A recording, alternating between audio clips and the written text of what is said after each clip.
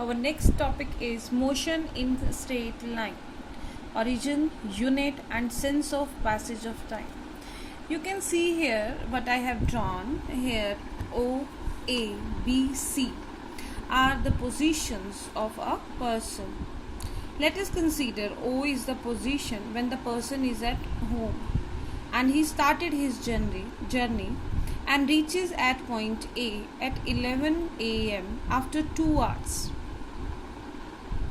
And then he reaches at position B at 12 noon after 3 hours, and finally he reaches his destination at 2 p.m. after 5 hours from his starting. Considering here the position A is at 80 kilometer from his home, B is at 100 kilometer, and C is at 140 kilometer, right? Now in this case, let us consider we have chosen here t is equal to 0 means the origin. T is equal to 0 means here the origin of time is chosen to be the position O. So accordingly it will take 2 hours, 3 hours and 5 hours on reaching the destination. We can also change the position of origin for the time measurements. For example, let us consider we have chosen t is equal to 0 for at position B, means this is the position at which the observer has started his stopwatch. It means in this case the person will reach his destination after the 2 hours of his journey, right? 2 hours. But what about this kind of motion at the position A and position O? In this cases we can say the person was at position A minus 1 hour earlier, means 1 hour earlier than the start of origin time, and he was at home at a time 3 hours before. So from this discussion we have discussed few points, which are: number 1, the origin of time axis can be shifted.